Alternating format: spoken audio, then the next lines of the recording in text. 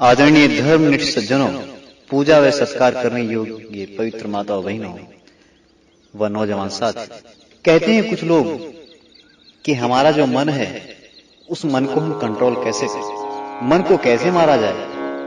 परंतु मैं निवेदन कर देना चाहता हूं प्यारे साथियों, आपके समक्ष में विद्वान लोग बोलते हैं कि मन मारने का विषय नहीं होता है, मन को मारने की आवश्यकता नहीं, अपितु मन को संभालने की आवश्यकता है।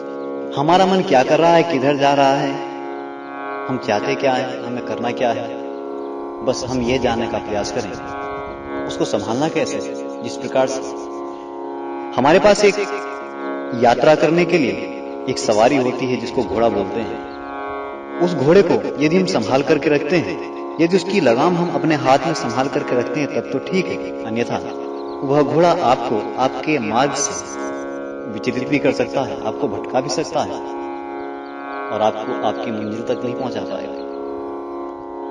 यदि आपको अपनी मंजिल तक पहुंचना है तो उस घोड़े को संभाल कर रखना है, उसके लगाम को संभाल करके पकड़ना है और आपको ये देखना है ये घोड़ा जो है मेरा कहीं इधर तो नहीं जा रहा है।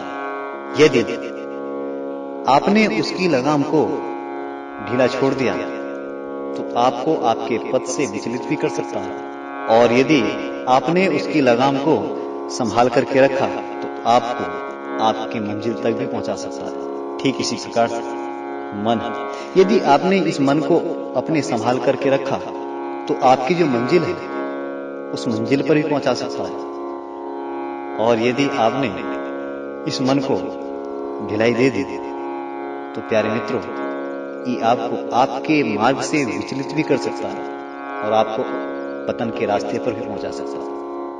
जिस प्रकार से एक दुर्व्यसनी व्यक्ति होता है, कभी भी दुर्व्यसन उसके पास नहीं आता है, परंतु व्यक्ति ही उस दुर्व्यसन के पास में जाता है। जरा एक बार चिंतन करके देखें, क्या जितने भी दुर्व्यसन होते हैं, शराब आदि आदि, क्या शराब व्यक्ति के पास में आती है या व्यक्ति ही शराब के पास में जाता है?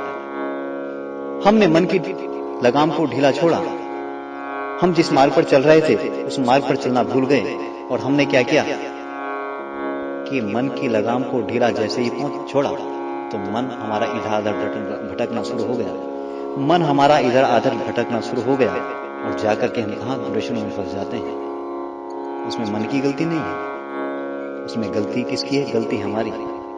हम अपने आप को संभाल नहीं पाते हैं और हम दुर्व्यसनों में फंस जाते हैं। फिर कहते हैं कि हमारा मन नहीं मानता। अरे मन को आपने उसी प्रकार की आदत डाल दी शुरू में, तो मन कैसे मानेगा? यदि आपको मन को संभालना है तो उसकी लगाम को संभालना होगा, मन को मारने की आवश्यकता नहीं है। मन को परमात्मा की भक्ति में लगाइए। कुछ व्यक्ति कहते हैं जी परमात्मा की भक्ति में तो मन ही नहीं लगता है। तो मैंने पहले भी वीडियो बनाई थी और इससे नेक्स्ट वीडियो और लेकर के आ रहा हूं आपके समक्ष कि आखिर परमात्मा की भक्ति में मन कैसे लगाएं। वैदिक सिद्धांत जो बताता है, जो हमारे विद्वान बताते हैं, मैं आपके समक्ष में वही बातें प्रस्तुत कर देना चाहता हूं। अपनी तरफ से कोई भी बात प्रस्तुत नहीं कर देना चाहता। जो वेद आपको आदेश देता है, जो वेद हमें आदेश देता है, हम उसी मार्ग पर चलकर के अपने जीवन को सार्थक बना सकते हैं। और यदि हम वेद के पथ से विचलित होते हैं, हम उसी वेद मार्ग पर चलकर के अपने जीवन को श्रेष्ठ बनाना चाहते हैं।